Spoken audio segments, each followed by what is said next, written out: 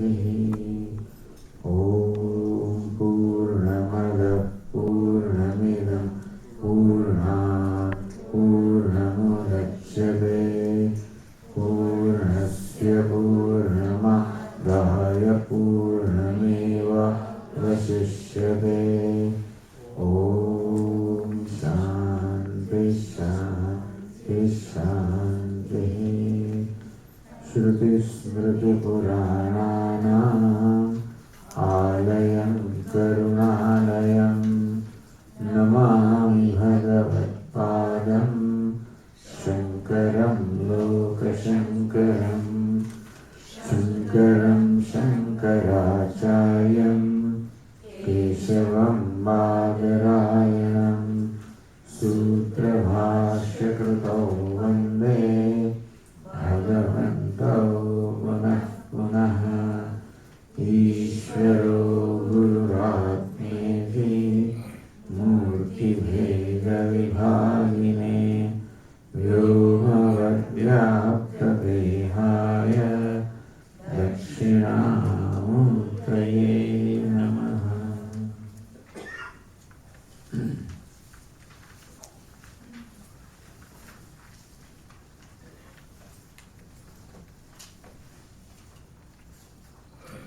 Let us read the verses. Shri Bhagavan Vacha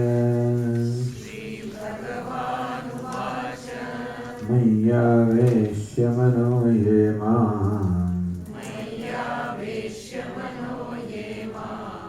Nitya Yukta Upasade Shraddhaya Parayopetaha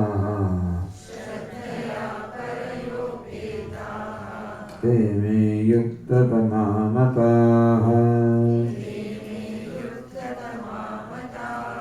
Ye Tvaksharama Nirdeshyam Avyaktam Paryupasade Sarvatra Gamachintyancha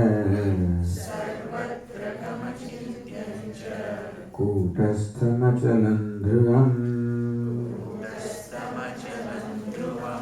Sanniyamendriyagramam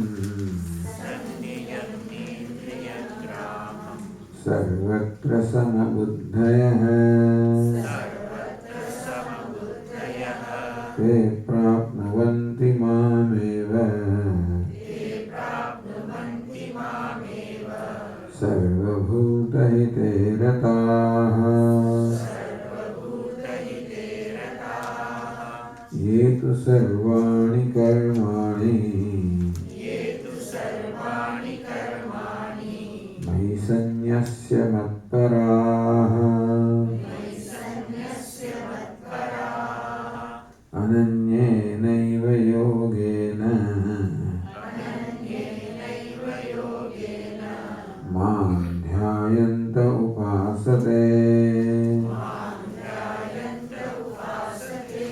Atha chittam samadhatum Na shaknoshi maya sthiram Abhyasa yogena tataha Mamichhaptum dhananjaya Athaitadapyashaktosi Kartum madyogamashitaha Sarva karma phalatyagam Tatah kuru yatatmavan.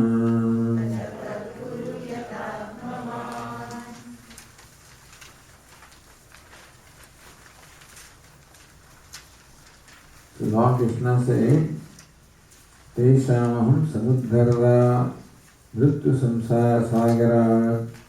I rescue them from this ocean of samsara, which is mrityu samsara sagara, which is full of mrityu or pain or suffering, I rescue them. So important thing about bhakti is that it is the Lord who rescues his devotee. Those who are the worshippers of Brahman without attribute, they praptavanti mameva, they attain me. So effort is in their part, they attain Lord as the Self. On the other hand, those who worship Brahman with attributes, Saguna Brahma, Lord Krishna says, I rescue them from the ocean of samsara. So in bhakti, the predominance is of the grace of Ishvara. The surrender on the part of the bhakta, of the devotee, is the primary thing. Ananya Sharanaha Bhaktaha. They are totally surrendered to Ishvara Lord in every way. And therefore, for the Matparaha, for them, Ishvara is the only end they are seeking. And they also say that it is by grace of God that I am able to do what I am able to do, that I am just nothing. That dainyam, totally, dainyam is namrata, a total sense of humility.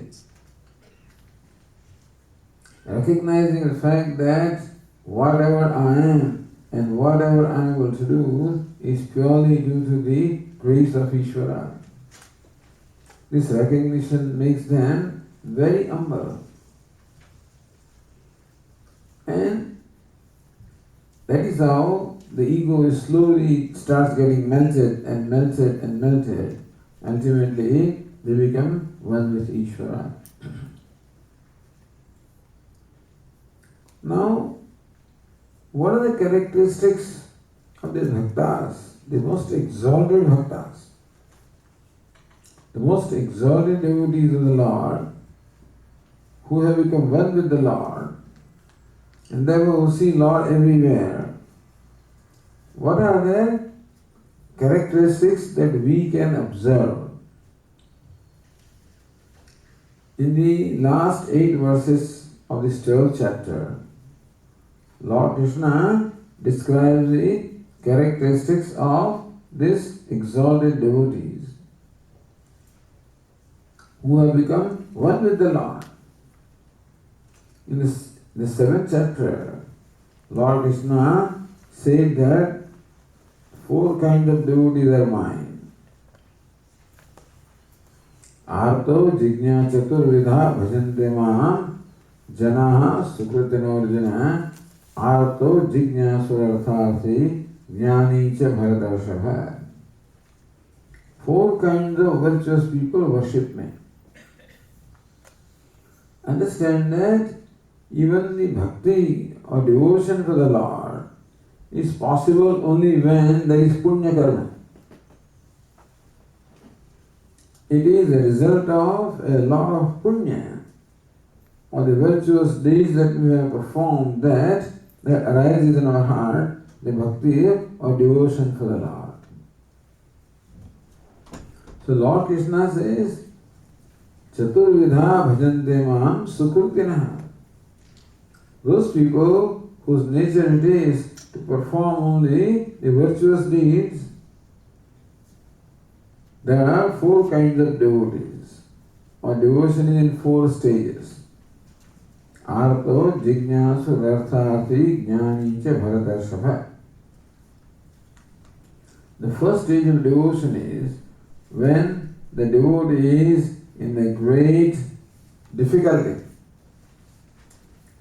And when he is no other refuge, that is when he takes the refuge of Bhagavan, of Ishvara. Artha, like Draupadi, he is a very famous example. Draupadi in the court of Duryodhana, where she was being stripped by Dushasana. and she sought the help of all the people present there, and nobody came forward to help her. Then she appealed to Lord Krishna. Oh Lord, don't you realize that I am here in the midst of these Kauravas, in the ocean of pain and dukkha? Don't you see? Don't you see me? So why don't you come and rescue me? And Lord rescues her. So Lord becomes the vastra, becomes a very garment. And Dushasana kept on pulling the clothes, the sari, and the new vastra, new garment kept on coming until Dushasana got exhausted and fell down. Artha. Second devotee is Artharthi. He approaches Lord whenever he wants any material benefit. Most of people are Artharthis. Therefore, at the time of examination, Lord Ganesha, Lord Anjaneya, all of these are many more devotees. Because the students, their exams are appearing, they are very nervous, and so they go and appeal to the Lord. If I pass the examination, I'll offer you 1 coconut and 2 coconuts and 5 coconuts. So that's a good season for these devatas. Because the devotees make a lot of offerings. Artharthi, because they want some material benefit. Dhruva is a famous example of Artharthi Bhakta. Because he went to forest to perform penance specifically with one end in mind, that I want to sit in the lap of my father. I want the kingdom. Jignasu, the third level of devotion is when the devotee approaches the Lord with a desire for knowledge. Like Arjuna, Shishyasteham Sadhiman Tvam Brahmatam. Lord, I am your disciple. I am surrendered to you. Please teach me. Uddhava is another example. And Jnani, the devotion culminates into knowledge, where the devotee discovers oneness with the Lord. That's the point where Bhakti and Jnanam, both of them culminate. So Bhakti becomes Jnana and Jnanam becomes Bhakti. There is no distinction between them. So in the 7th chapter, Lord Krishna says, of all these 4 kinds of devotees, who is the most exalted?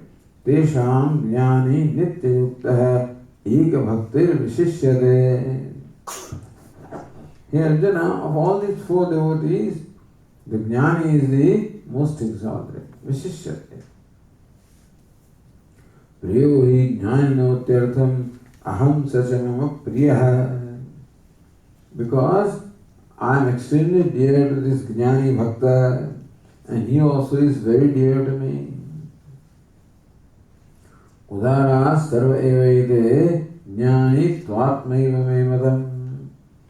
All my bhaktas, all my devotees are definitely exalted people.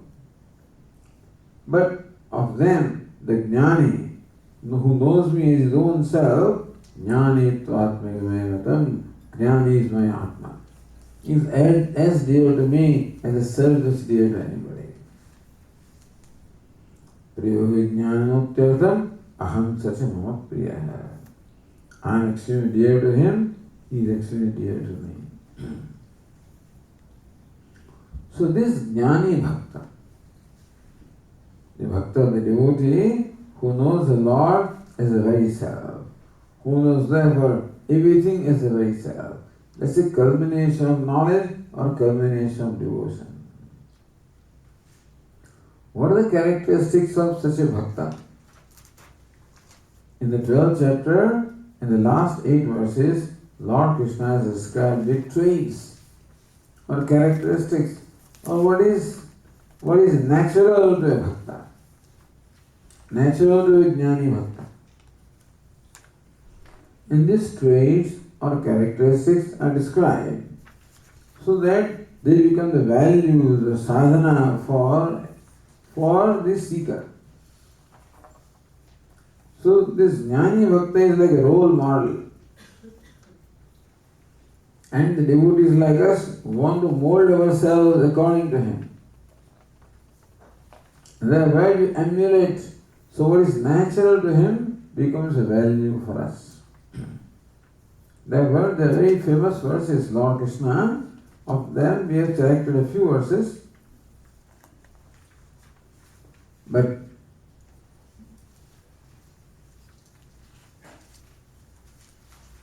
Lord Krishna describes now in our 7th verse, 7th and 8th verses.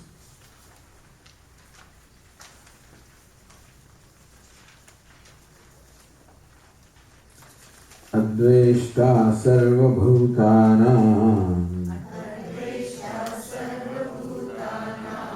Maitrah karuna evacha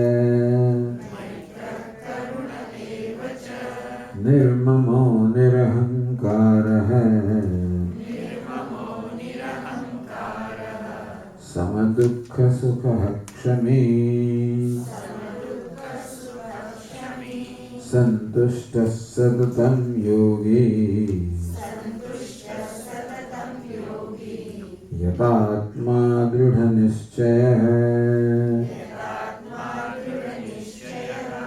Mayyarpita mano buddhi Yo madbhaktas same priyah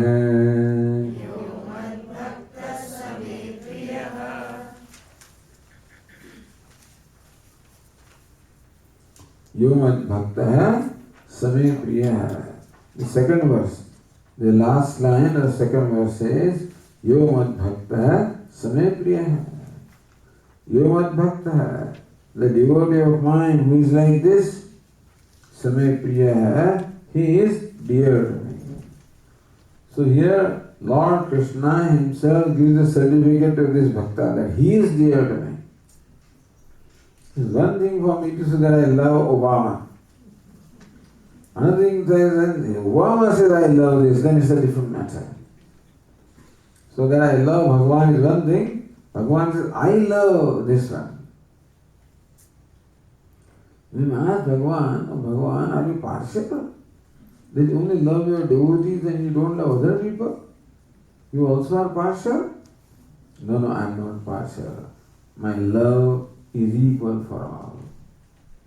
Except that my devotee fully experiences it and other people are not able to experience it. That's the only difference. The rain, it is raining and that is for all to enjoy. But the one who has an umbrella in his hand is deprived of the enjoyment of the rain. Similarly, the umbrella of ahankara, when we are holding, then we are deprived of the grace which is always showered upon everybody. Like the sun's rays, light is available equally for everybody. But with those who open the windows, they experience that light. Others do not. And so, it is not that although Lord says that I love him, does not mean Lord does not love others the same way. But others are not able to feel or experience that love because of their own inhibitions. Here, in this bhakta, no inhibitions are left at all. He is totally transparent. And therefore, Ishvara reflects him in totally. Like a pool of water which is totally transparent when there is no dirt at all. And the surface is completely calm. And the body of water has become transparent. Then the sky and the stars above, how they reflect completely in that. So also the heart of a devotee is completely pure and therefore the glory of the Lord, the grace of the Lord completely reflects in him. And that grace of the Lord, the presence of the Lord, the vision of the Lord, the knowledge of the Lord, actually the oneness with the Lord is very evident. And how that oneness with the Lord, how does the Lord manifest from him? The Lord is self of all, everybody. And therefore Lord alone manifests every moment through all of us. But then we present some obstacle or the other to the manifestation. Where the devotee is like a flute, totally hollow inside, therefore presents no obstacle to the playing of the music. And therefore he becomes a totally fit instrument in the hands of the Lord, who plays his music through him. So how does that music manifest itself in his life? So Lord Krishna says, Adveshta Sarvabhutana. Dveshta, the one who hates. Adveshta, one who does not hate. Sarvabhutana, one who does not hate anybody. Now, anybody includes those who hate him. Sarvabhutanam adveshta. We also do not hate people as long as they like us, or as long as they do not hate us. But when we find somebody hating us, then our immediate reaction is the retaliation, hatred.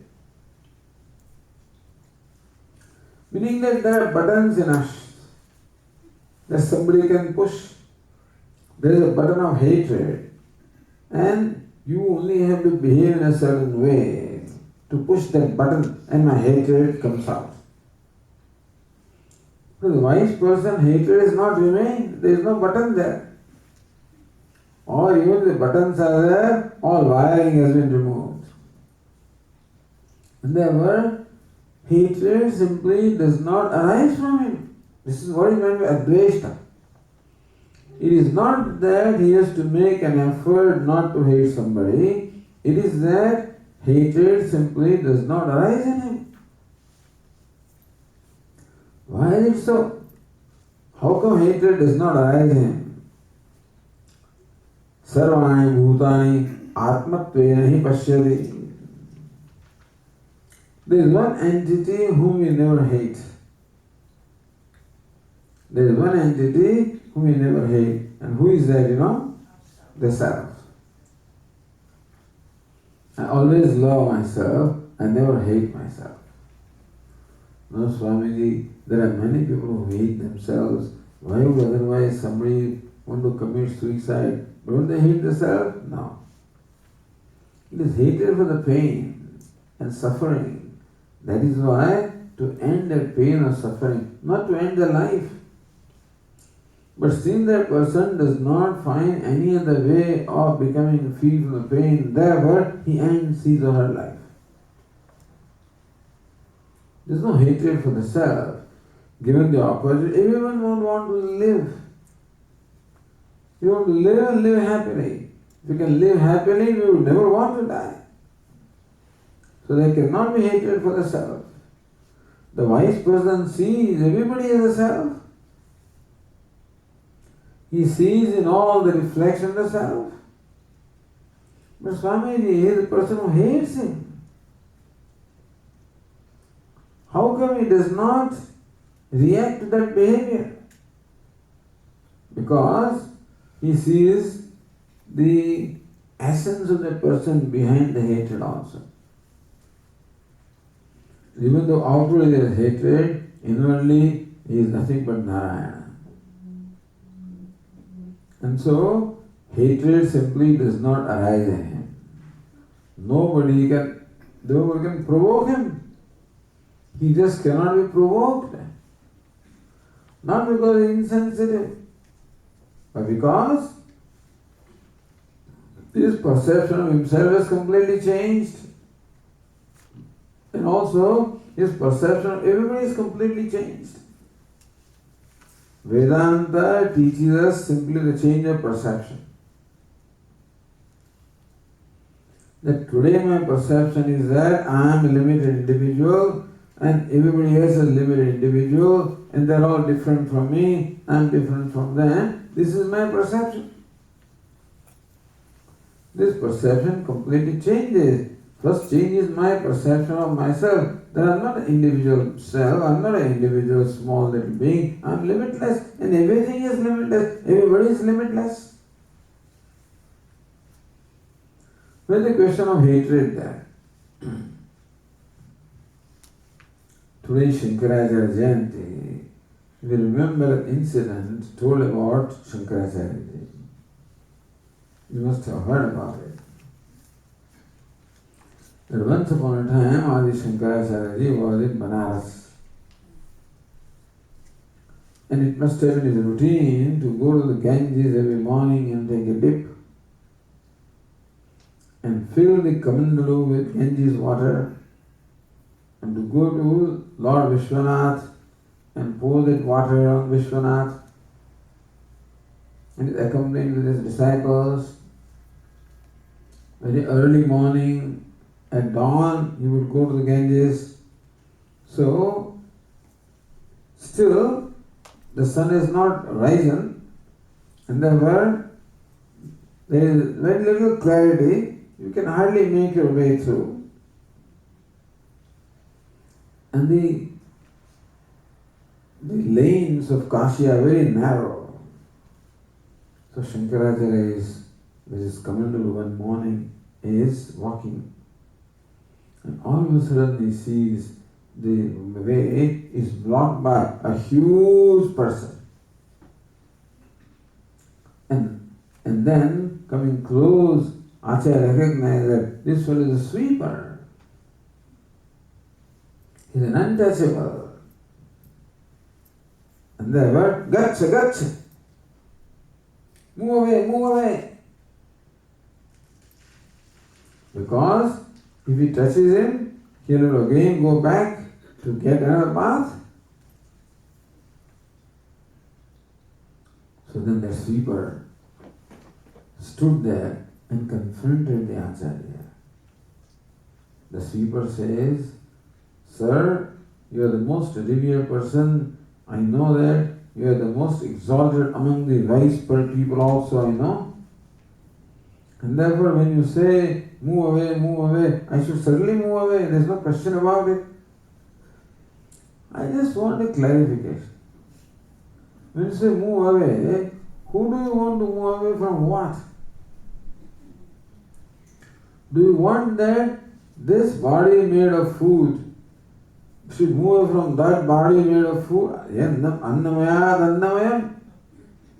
This body which is the modification of food should move away from that body made of modification of food. Is that what you mean when you say move away?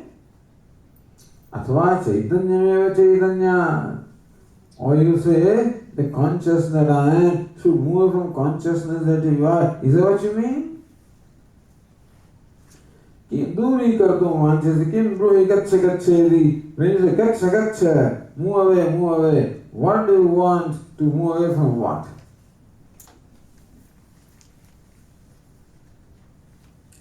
And as though this is not enough, he clarified his position. King Gangam Bimbitem Baramano Chandalavati Payah Pure Vandaramasti Kantani Ghati. He says, here is a golden pot. King Gangam Bimbitem Baramano Chandalavati Payah Pure Vandaramasti. King. The sun is shining in the sky, the sun gets reflected in the holy water of the Ganges, and the same sun gets reflected in the dirty water of the sewage in the slum area.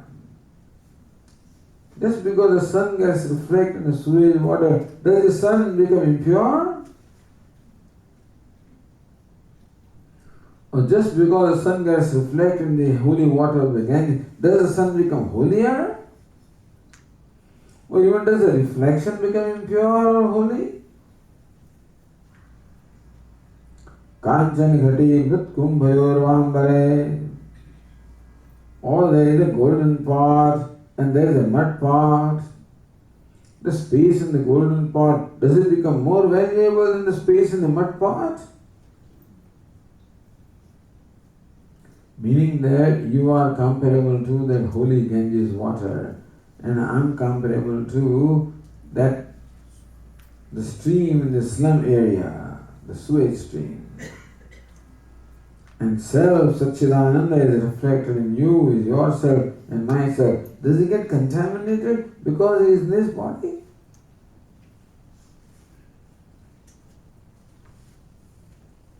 Pratyek vastune nistaranga sahajanandavudham budho.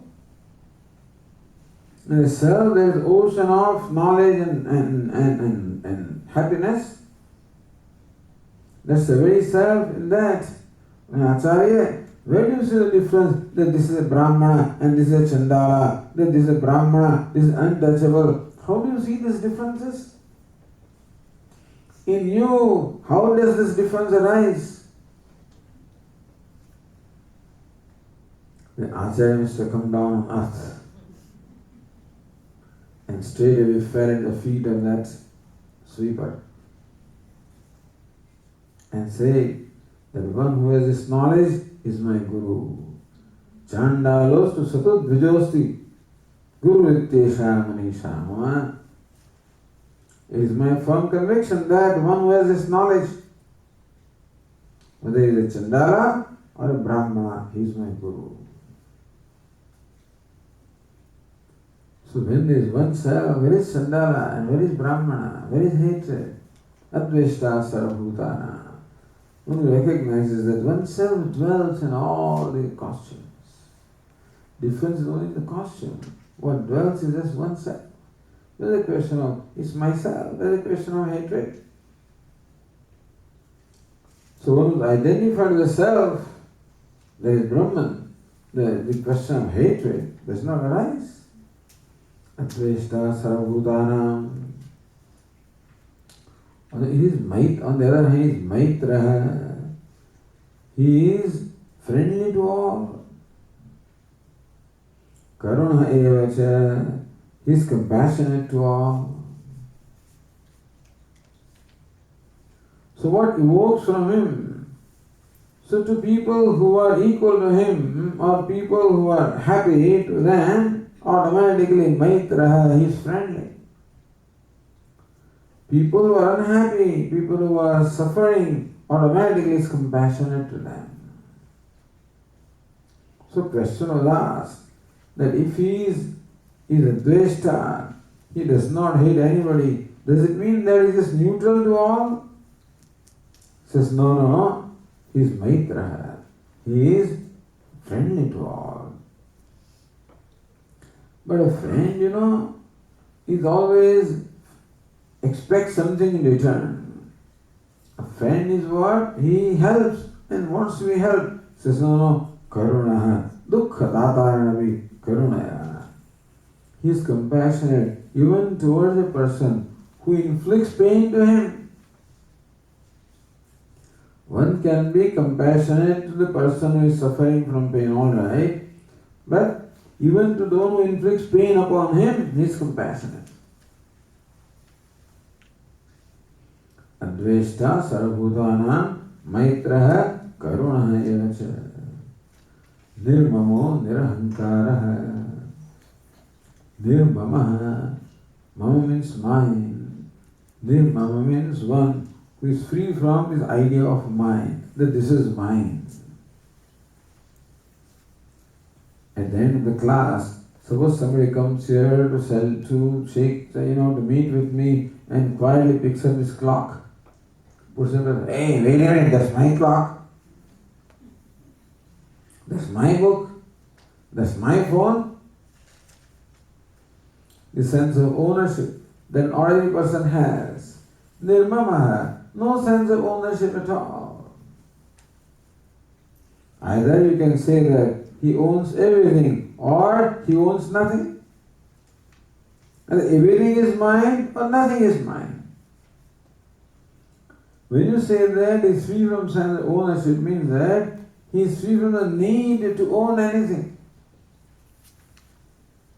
The ownership also arises from a need. I need to feel that this is mine. Because from them, I draw a sense of security. Yeah, this is my house. my spouse, my family, my children, my wealth, my position, my this, my that. In thus establishing ownership upon things and beings, I feel a sense of security. That is because an ordinary human being needs security from outside. But what about one who feels security from within himself? He doesn't need anything outside of himself for security. And therefore, nirmamaha, nirahankaraha. There is no mamakara, there is no sense of ownership at all. Even the closest things, even the simple thing that he needs, like something to wrap his body, like a garment, like a water pot, like a pair of sandals or something like that. Even there also, he doesn't have any sense of ownership at all. Karunaha is compassionate. You find that somebody needs that, he easily parts with that. Nirmamaha, nirahankaraha.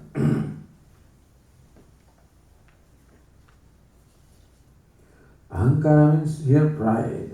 There is no pride in him. He is a very humble person. The smaller the person is, more proud the person is.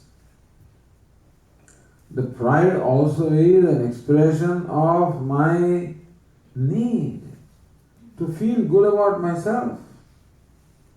Everybody needs to feel good about the self. Then only I can be happy, I can be comfortable. There is a need to feel comfortable with myself. And I cannot be comfortable with myself who is a small, limited being. Therefore, I want to feel that I am wealthy, I am well known, I am well respected, I am well educated. So people have pride about their wealth, about their education, about their lineage, and there are many things. About the appearance, about the beauty, about the strength, and whatever. Why is that pride?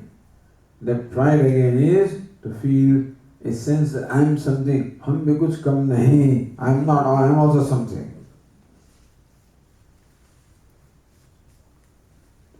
So I am something because of not myself. I am something because of this body. I am very handsome, but that is a property of the body. I am very wealthy, but that belongs to wealth. I am very famous, that belongs to fame. You want to feel a sense of greatness from something other than you, but really one was discovered that I am really great, I am limitless. He doesn't need to claim anything, he doesn't need to promote himself, he doesn't need to announce himself, he doesn't need to be visible at all, he doesn't need to draw attention at all. Ahankara, pride, I draw attention, that I am something. A wise person doesn't need any attention because he knows that I am everything.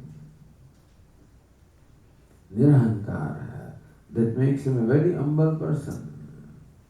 Nirmamo, nirahankara, no sense of possession. He has no claim over anything. He doesn't claim that this is mine. So when you take sannyasa, when you take the vow of renunciation, then you give up your claim to everything. A sannyasi says, from now on, I have no claim. That I have renounced or given up the claim on this bhu, this world, bhuva, intermediate world, suva, heaven. I have given up claim on anything, everything. From now on, no creature need to be afraid of me, because I will not ever claim.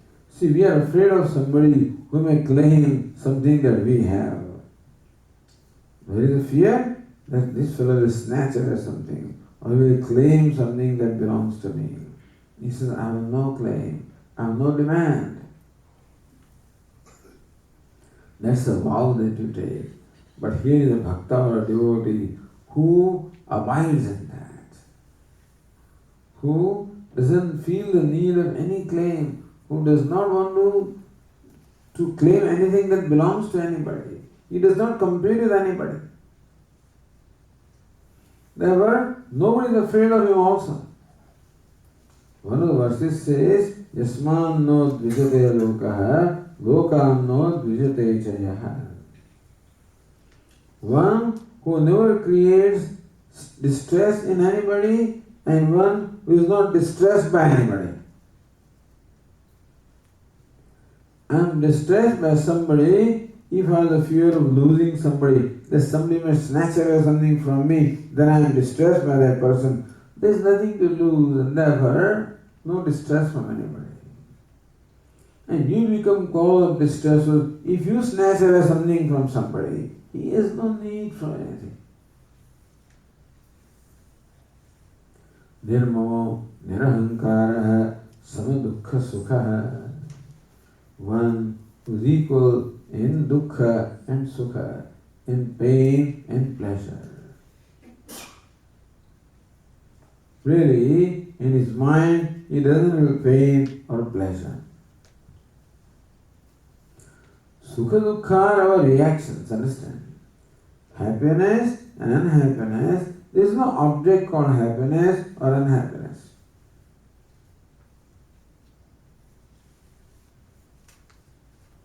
You cannot say that a given situation is happiness or a given situation is unhappiness.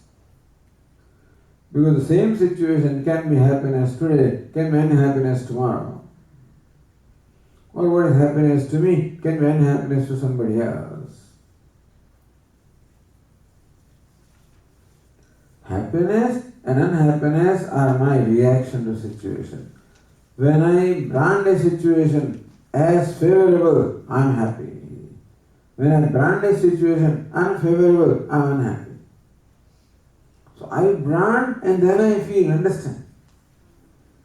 When do I feel happy? When I first branded a situation as favorable, then I feel happy. I brand another situation as unfavorable, I become unhappy. Suppose you don't brand. So situation is not happiness, it is my perception of situation that makes me happy. Situation is not unhappiness, it is my perception of situation that makes me unhappy. You understand this? In this world, there is no such thing as happiness or unhappiness. Happiness is my reaction to a situation. Because I perceive a situation or I brand a situation as favorable, anukula, favorable. I brand some other person, situation or event as unfavorable and I react with unhappiness. So I am not reacting to the situation, I am reacting to my perception of the situation. Understand this?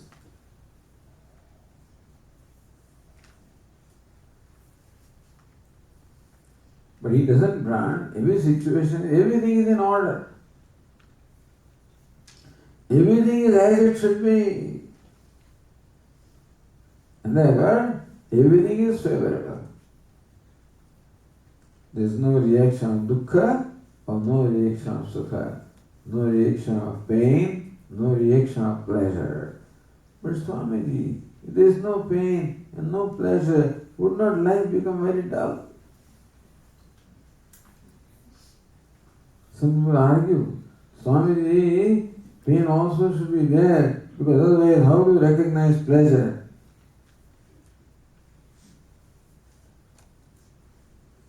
But here is a person who transcends both pleasure and pain. What is it? That's called Ananda. That's called wholeness or Ananda, which transcends pleasure and pain. Samudukha Sukha Kshami. Kshami means Kshamavan. What is Kshama? Kshama means forbearance. Forgiving. Kshama means forgiving. Kshami. To work. Kshami means what? The one for whom Kshama is a nature. It's called Kshami. You know Kshama? Kshama means forgiveness. And it's Kshami, one whose nature it is to forgive, is called Kshami. Nature means what? No effort is required. Automatically he forgives, he accommodates everything.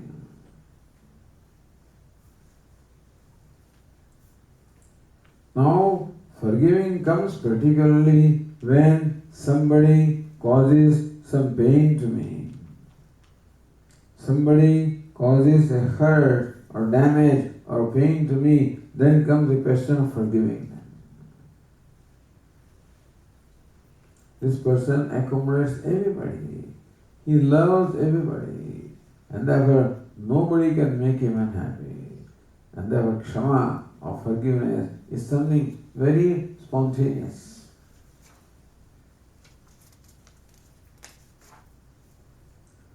Next verse is Santushtaha Satatam Yogi. Santushtaha Satatam. Always contented. Santosha means contentment. Santushtaha Satatam. Always contented. Now we are also contented now and then. We do feel contented now and then. When do we feel contented? When we get what we want. So I got the food that I wanted, I'm content. Whenever my desire is satisfied, that is when contentment arises. But Satatam Santushta, always content. It cannot be that your desire is always satisfied. If contentment depends upon satisfaction of desire, it can never be always. Nothing can always be there. Isn't that right? No situation can always be favorable. It cannot be that situation is always favorable. It cannot be that your desire is always satisfied. So when can a person be always content? When his contentment does not depend upon anything other than himself, when he is content by nature.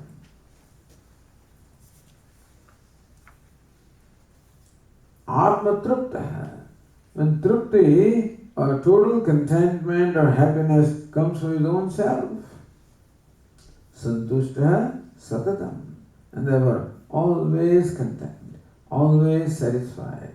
Atmaneva Atmana Tushtaha. One who is Tushtaha, satisfied with himself by himself. This is a big thing. To be satisfied with oneself is a very big thing. Because one thing I am generally not satisfied with is myself.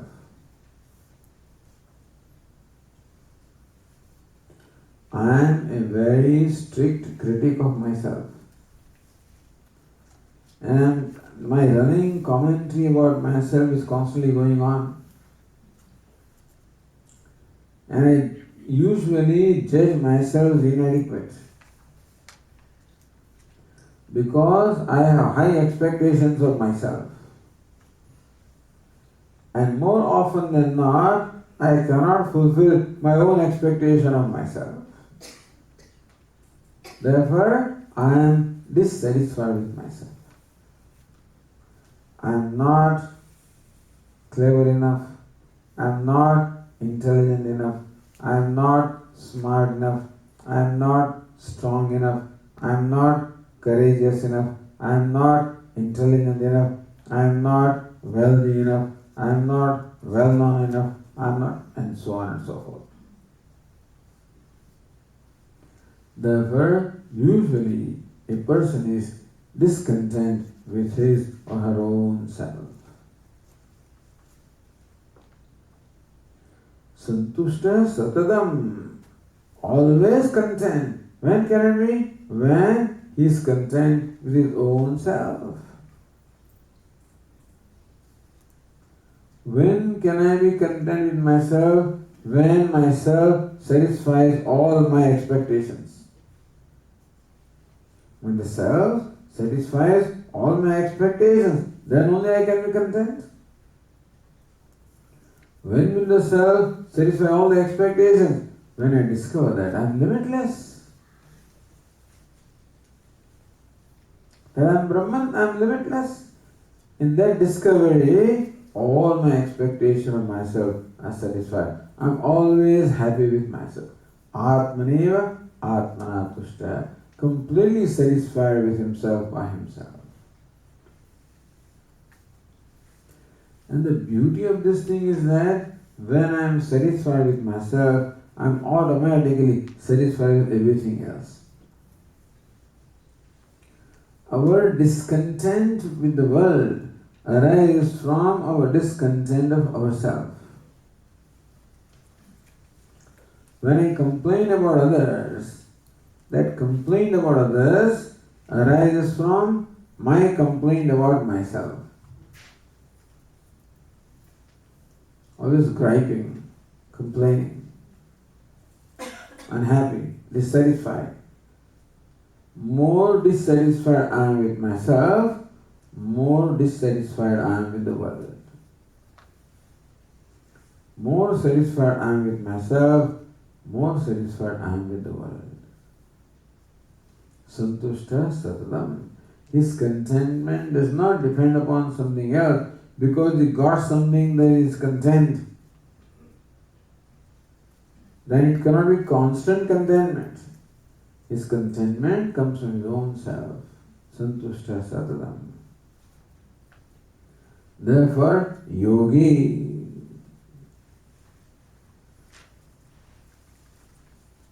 Who is yogi?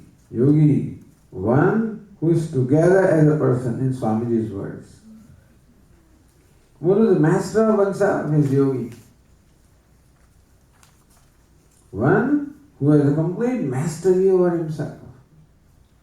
Or one who enjoys it. Actually, yoga is described as a person who is absorbed in his own self. One of concentrated mind.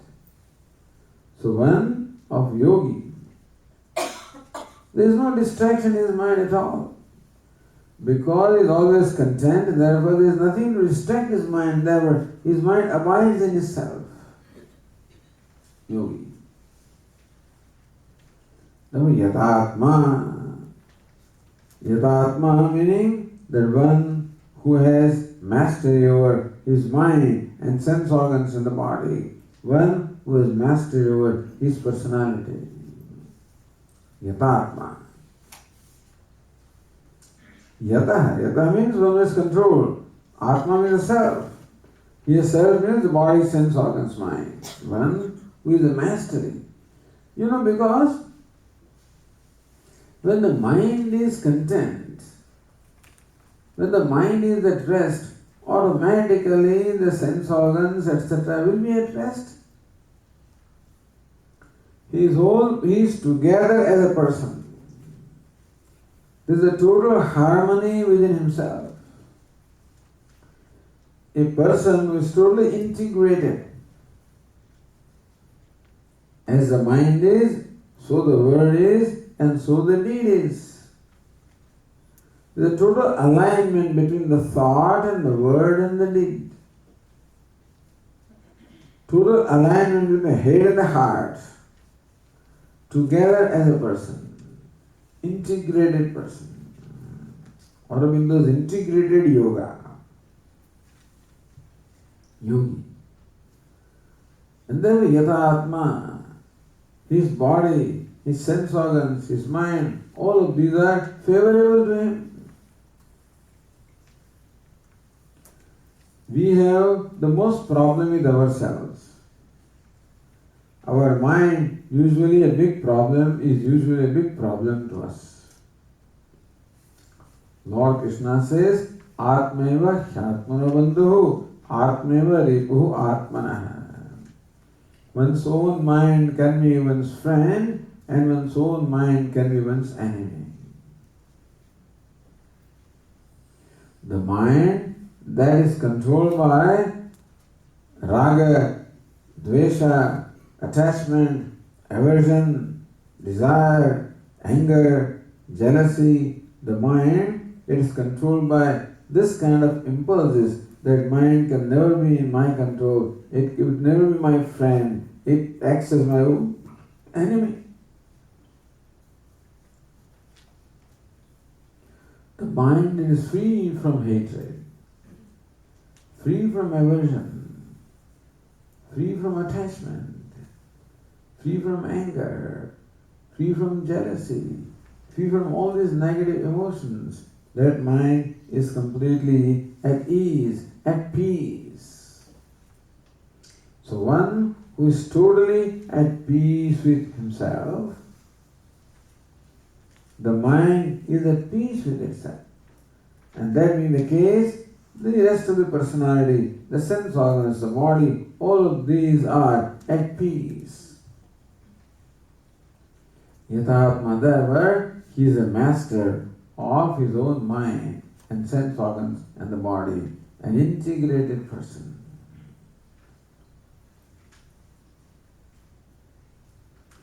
Dhrudha nischaya, one of firm resolve. When he takes up something, he pursues it to the end.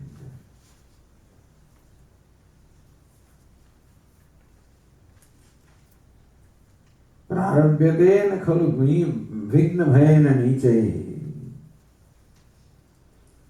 It is said that the people of the lowest kind, they do not even begin undertaking because they are afraid of obstacles. Obstacles will come there, they don't even undertake something. What if the obstacles come? Prarabdham vigna vihataha viramanti madhyaha. The middling people stop when they are confronted with obstacles. The lowest people do not even begin when obstacle comes. Middling people begin all right, but when obstacles come, they just drop. Vigneh punah paravi pratihanyamana prarabdhamutta janana khanna parichayanti. But the most exalted ones, they do not give up even if they are attacked by obstacles again and again. They do not give up what they have undertaken because there is a conviction that what we have undertaken is the right thing. How many obstacles came to our freedom struggles? How many obstacles? Mahatma Gandhi, he did not give up anything. He says, this is my conviction. That, and even Lokmanya Tilak said that freedom is my birthright. It's a right to be free. It's a worthy cause, and therefore we can stick to that. If the cause is not worthy, then you will waver. No wavering at all. But here, when it says Dhrudha nischaya, one of firm resolve, what is meant is that his resolve, his conviction is very firm. I am Brahman. That everything is Brahman. What is Brahman? What is his God? That conviction is very firm. He abides in that knowledge. Meaning that knowledge cannot be shaken by anybody. Not by any arguments. Nobody can shake that knowledge. Otherwise, we can be easily shaken up. This man, this one Brahmin, one man once went to the nearby village to buy one goat. And so, there were 3 thieves, crooked fellows, who decided to snatch it away from him. So the first one comes and says, "Hey, how come you're carrying a dog on your shoulder?"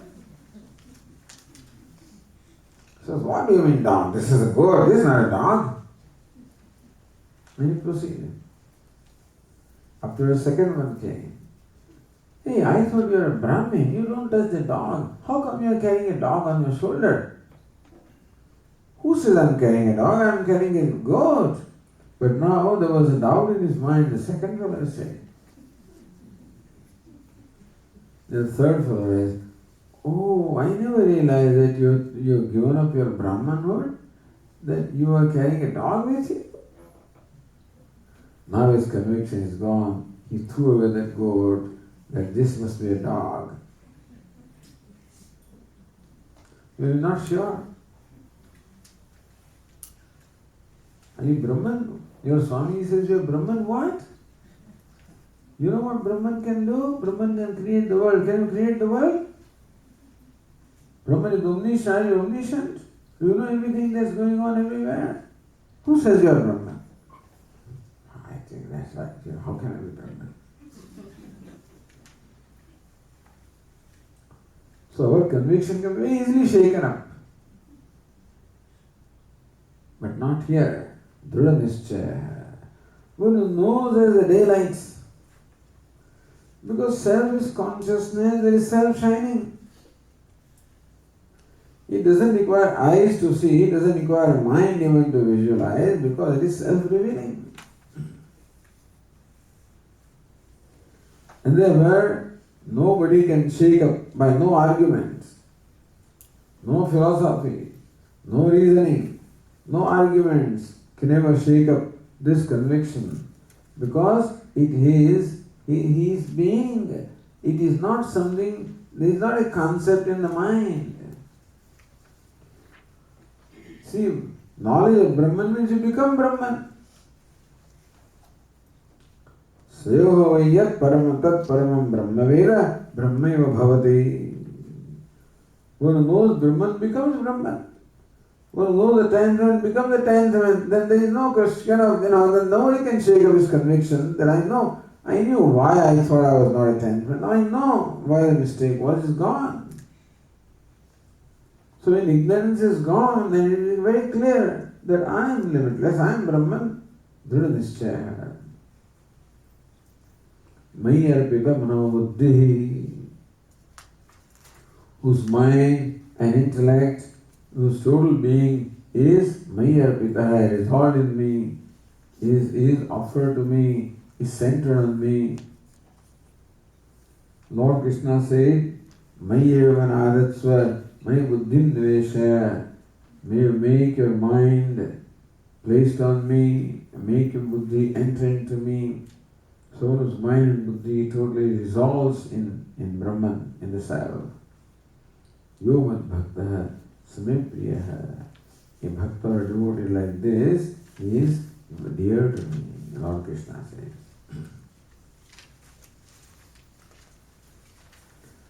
Let us go to the next, some other characteristics of the bhakta are described by Lord.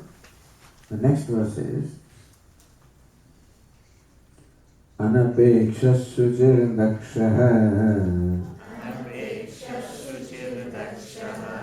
Udasino gatavyasaha Sarvarambha parityagi Yo mad bhaktas same priyaha.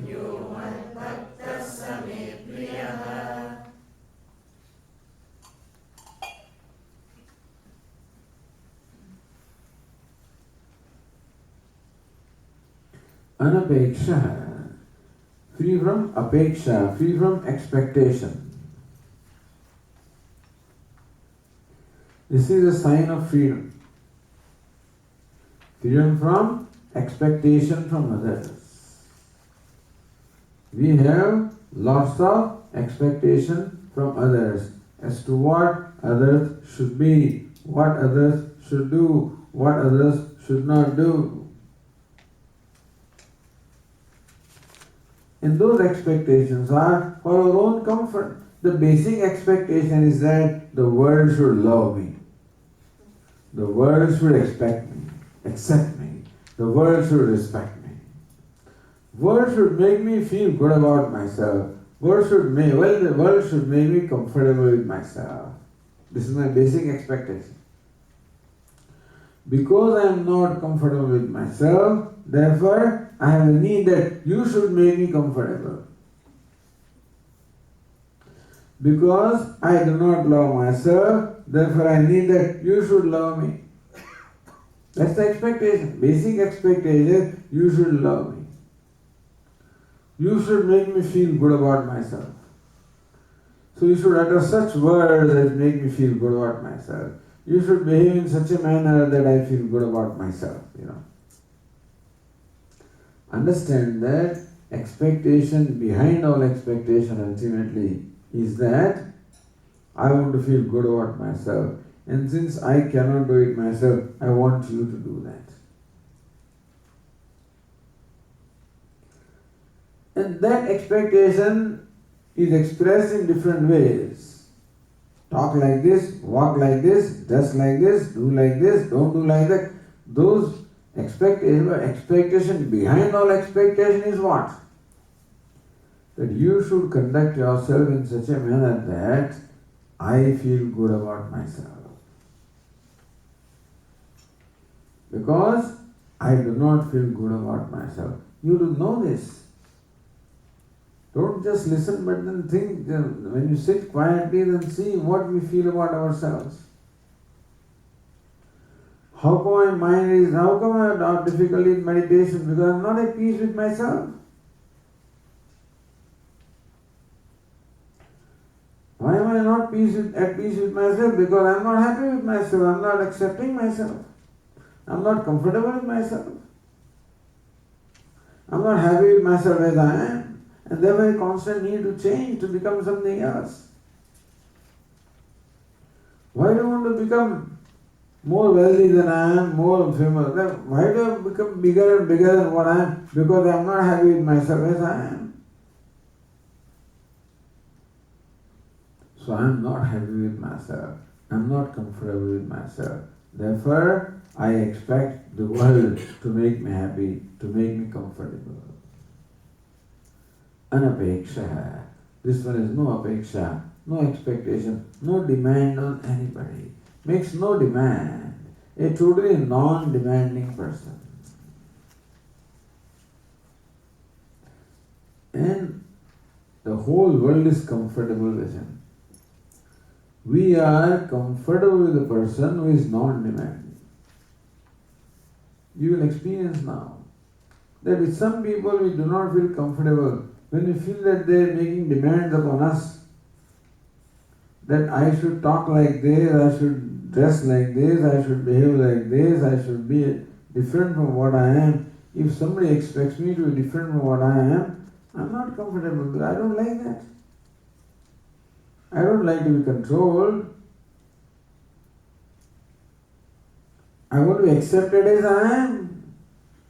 Everybody has a need of being accepted as they are.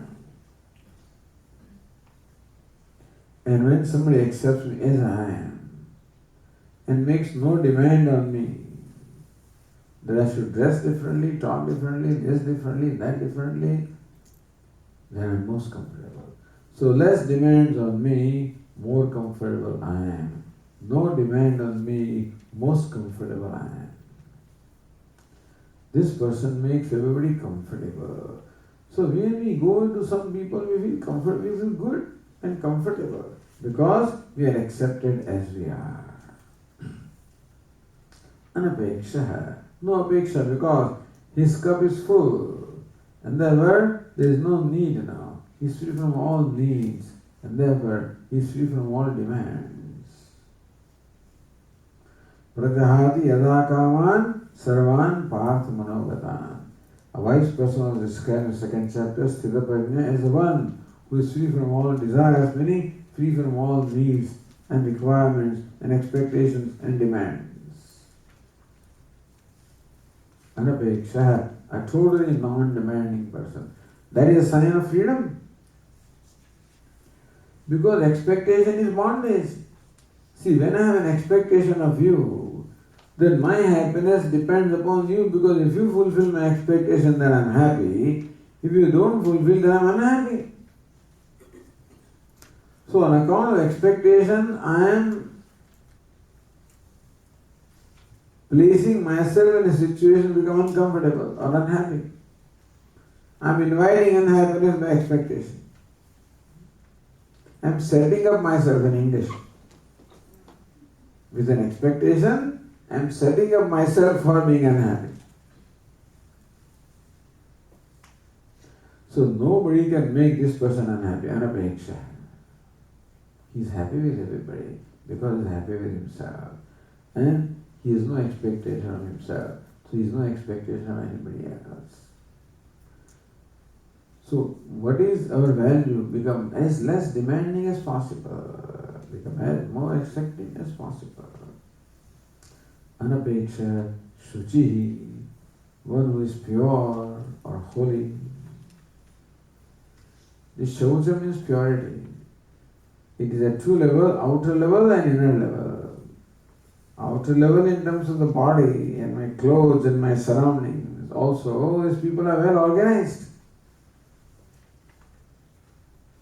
But mainly because of the purity in the mind, purity within. What is the impurity of the mind? All these impulses of anger and hatred and jealousy, and this is all impurity of the mind. Shuchihi, pure, no such negative or demoniac tendency at all. His mind is full of the divine tendencies, Devi Sampatti. So there should be value for purity of the mind. Whenever an impure thought arises, we should neutralize it by an opposite pure thought. So whenever, for example, anger arises in the mind, right away we should neutralize the thought by kshama, by forgiveness. When jealousy arises towards somebody, because the person has risen beyond, he's gotten more than I have got. That's why I'm jealous. Congratulate that person. Share his happiness.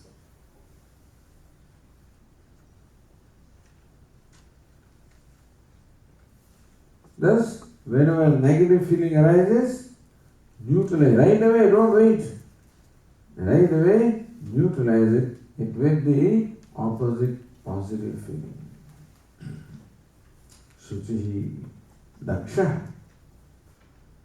Daksha means one who is dexterous, who is skilled, who is alert, who knows what to do in a given situation. So don't think that bhaktas are good for nothing people, We think that these fellows are good for nothing, they are not practical. No, don't think so. Because he's together as a person. His mind is always alert. And so he can judge the situation very correctly. We always make projections upon situation and therefore see situation through our own likes and dislikes. When you see the situation as it is, then you can judge it properly, evaluate it properly, you come to a proper judgment and then do what is to be done. Therefore, he is dexterous, daksha. He is also very, he gives a right response to a situation. What is to be done, he knows what is to be done and he does it properly. He is an efficient person, a skilled person. Daksha. Udasinaha. What is udasinaha? one who is impartial. Udasina, impartial. Does not take anybody's side. Na kasyajit paksham bhajate. He does not, he is not partial to anybody, he is impartial. So he may be watching a game between Toronto or the Maple Leafs and Boston. Impartial. No partiality that this fellow should win and that fellow should lose. We always root for a team. When our team wins, we are happy. Our team loses, psh.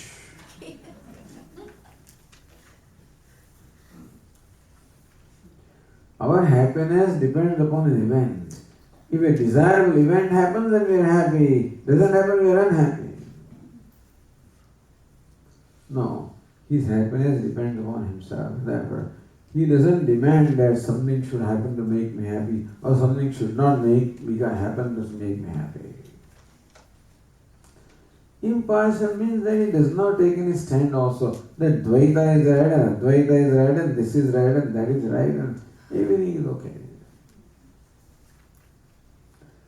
The ignorant people are like the blind people. Like those 6 blind people who went to know what an elephant is. And each one came up with their own conclusion. Somebody said elephant is like a pillar. Somebody said elephant is like a rope. Somebody said elephant is like a wall. Somebody said elephant is like a ladder, etc., etc. So then there was a big conference, a seminar on elephant. But a person is a sighted person who knows what the elephant is, and he knows. He doesn't take anybody's side. He knows that from his standpoint everybody is right. At the same time, they all have a partial view of the totality. So, everybody has a grain of truth. So when you can see that there is a grain of truth in what, or from the standpoint from where this person comes, and that is okay, you can see that, then you are all right. And therefore, he doesn't take any side, doesn't hold on to something, doesn't have to prove himself to be right. Udasina, gata vyatha, free from fear. There is no vyatha. Vyatha means fear in this case. Free from fear. Fear comes from attachment. When I am attached to something, when something is important to me for my happiness and security, when I think that somebody, some person, or certain object, or certain thing is important to me for my happiness or security, then I become attached to that. Then that causes fear. What if it goes away? I hold on to things and I'm afraid that if that is taken away from me, I'll be insecure, I'll be unhappy, I'll be nowhere. Thus, fear comes from attachment. This person is fearless because he has discovered fearlessness only from himself, and therefore no need to hold on to anything. Jatavyatha sarvarambha parityagi, one who has given up all undertakings, all, meaning that this person has no personal agenda at all. He has nothing to accomplish for himself. The arambha is undertaking. What is meant by undertaking is the undertaking that people take up for the purpose of personal achievement. What we call sakama karma, an action performed with a personal agenda. Sarvarambha parityage, he is free from all arambha, all undertakings which are meant to promote himself. He does not need to promote himself. He does not need to be visible. He does not need to draw attention. He does not need to fulfill any desire because he is free from all desires. He may undertake activities. It is not that this bhakta or the wise person doesn't undertake any action. He may, but without personal agenda. Arambha means an action undertaken with a personal agenda. Sarva arambha parityagi, free from all the actions which are meant for fulfilling personal agenda. He doesn't want anything, any worldly achievement or even heavenly achievement. No such expectation, achievements he needs. Yoman bhakta same priya, a devotee like that, he is very dear to me. Next verse says, Samashatrau ca mitre ca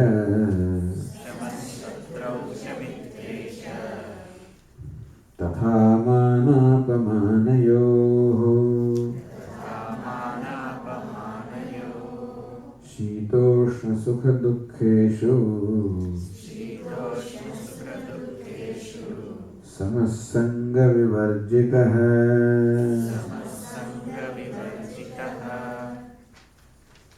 Samaha shatrau ca mitre ca. Shatru means an enemy. Mitra means a friend. One who is equal to both enemy and friend. Is it possible? An enemy is an enemy and friend is a friend. How can both be equal? It can only be when, in his perception, there is no enemy at all. He doesn't look upon anybody as an enemy. Who is an enemy? Anybody who can hurt me. He doesn't feel that he can be hurt at all. That anything can be taken away from him. Dveshta sarvabhutanam maitraha karunaha. And therefore, to a friend or an enemy. Somebody may call you an enemy, that's a different matter. In his mind, there is no enemy. And therefore there is no friend. Or all are friends, you can say. Samashatrau Sumitreja. Or whatever kind of vyavahara is done to him, whether somebody treats him as a friend, somebody treats him as an enemy, but then he is equal to both of them. He does not hate just because somebody shows enmity, and does not get a tapashal because somebody shows any friendship to him. He is equally loving to all of them. So when he does not hate anybody, then what does he do? He is equally loving to all. That is why it is said that the enemies give up their enmity. About the wise people, it is discussed. Even Yoga Shastra also says that one who abides in ahimsa or non-violence, you know what happens? The creatures having natural enmity give up their enmity. This is a description of the ashrama of sage Valmiki, where the deer and the tiger used to play with each other. There is natural enmity, but they give up their enmity. Even these animals also give up their natural enmity. So Shatru and Mitra no more remain Shatru Mitra in his presence. Samashatrau Mitreja tatha mana apamanayoho. Mana is honor, apmana is dishonor. Equal in both of them. We have to recognize this, that both of these are prasada of Ishvara. Mana also is prarabdha, apmana also is prarabdha. Destiny brings you honor, destiny brings you dishonor. Destiny brings you friend, destiny brings you enemy. Destiny brings you praise, destiny brings you censure. Shita Ushna Sukha Dukkheshu. Shita and Ushna, the cold and heat. Sukha Dukkha, pleasure and pain. All these situations keep coming because the universe is made up of Dvandva, of the pairs of opposition. Therefore, they keep on coming. And so a wise person also confronts all of them. He He is equal to all of them. He sees all of them as manifestation of the Lord, and therefore he does not react to anything. He is, welcoming to everything. Samha sangha vivarjitaha, devoid of any sangha or attachment.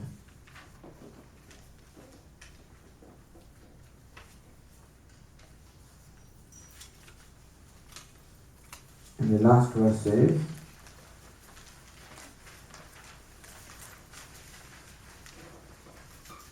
that verse applies to us.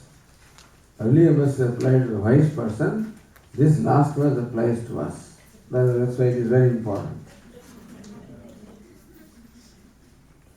Ye tu dharmyamrutamidam yathoktam paryupasade shraddhana matparamaha bhaktastetiva me priyaha.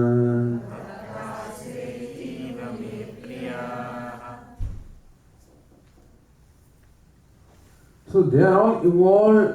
What was described in earlier verses is the most evolved person. He has evolved such that no further evolution remains. So this is the evolution that we have to carry out. As far as evolution of the organism is concerned, God has done His job by giving us a human embodiment. This is the most evolved embodiment. Ishvara has done his job.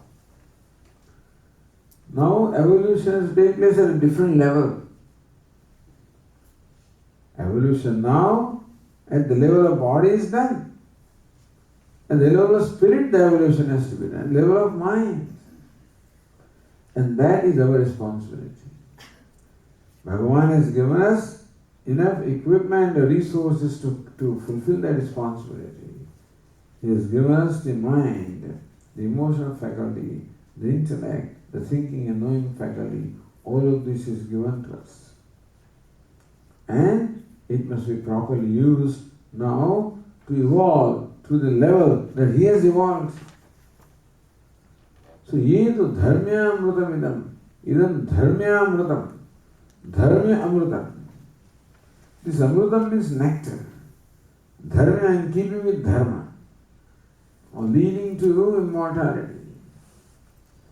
So Lord Krishna says, these values or traits or characteristics that I just described, Adveshta, Sarvabhutana, Maitra, Karuna, in these 7 verses, all these traits that are described, those who practice this in their life, so those who are the beginners, those who are the seekers, those who are the aspirants, those who not yet reached there, but those are striving to reach there, and they were diligently striving to implement these traits in their life.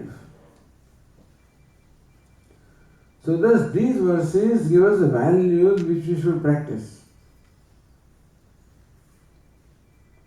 What is effortless or natural or spontaneous for the wise person becomes a value for the aspirant.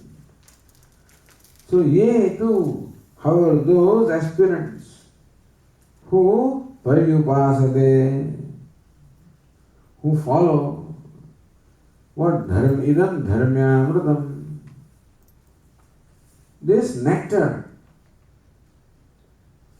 in keeping with dharma. So this is real dharma. So we say that Ishvara is manifest as dharma. And that dharma is what we should adopt in our life. That's how we bring Ishvara in. What is that dharma? That is described in all those verses. Adveshta sarvabhutanam maitra karuna. This is not a dharma in terms of a particular sampradaya or a particular tradition.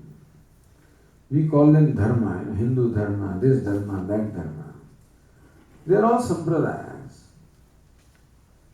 But real dharma is that it upholds this universe. That's the nature of the self. And all these traits that are described are the nature of the self. Yedu dharmya amritavidam.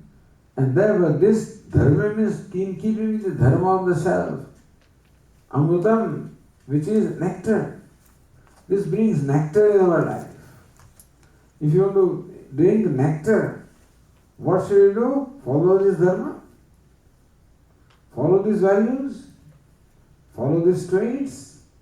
Try to put them in practice. Dharma amrutam. The amrutam, or the nectar that devatas have, is very limited in quantity. And that you can enjoy as long as you are in heaven and not beyond. In heaven also, there's only one part of nectar, And devatas are countless. So they can only see, at the most smell. They also cannot eat. They cannot consume nectar. They can only smell it at the most. Here you just consume this nectar. What is this nectar? Something that comes and never goes away. It is the nectar which is ananda, nectar of fullness, nectar of wholeness, which is your own self. And therefore, as we follow these values, as we put them into practice, we come closer and closer to ourselves. We establish a greater and greater harmony within ourselves. Yathoktam paryupasate. Lord Krishna is what I just said about those who follow, practice these traits or values. Shraddha dhanaha, endowed with Shraddha of the faith. Following these values requires a lot of faith.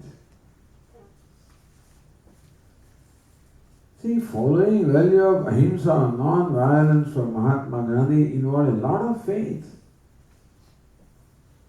Or satya, truthfulness, a lot of faith. What is the faith? Faith in this statement of scripture. Satyameva jayate nanardam. Only truth conquers, never untruth. Ahimsa paramo dharma.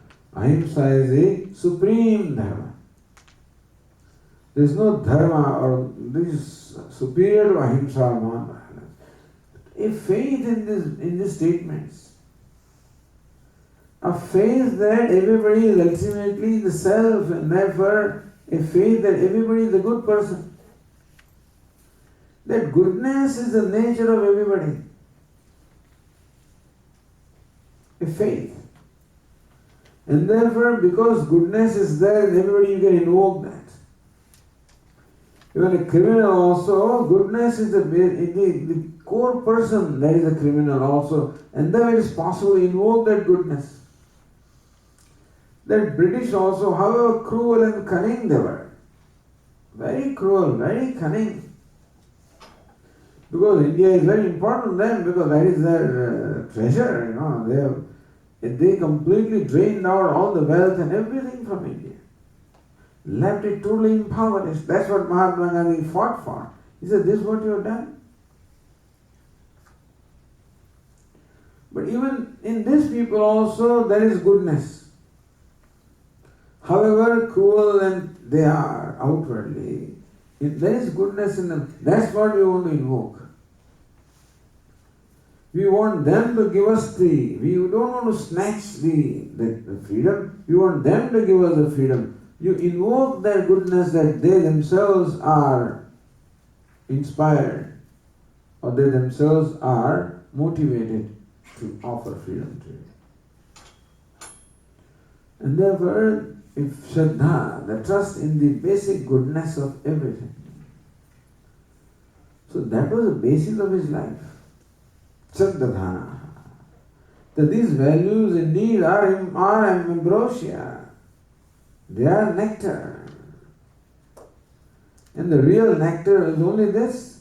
And that's the reality of life. That is the truth of myself. And therefore following these I can never go wrong. Understand that practicing these values will bring lots of hardships. It's not going to be easy. And more you try to practice them, more he is testing you. because he is also pretty mischievous. This Lord Krishna is pretty mischievous. And sees, okay, how far have you come? How much can you sacrifice? How much can you give me?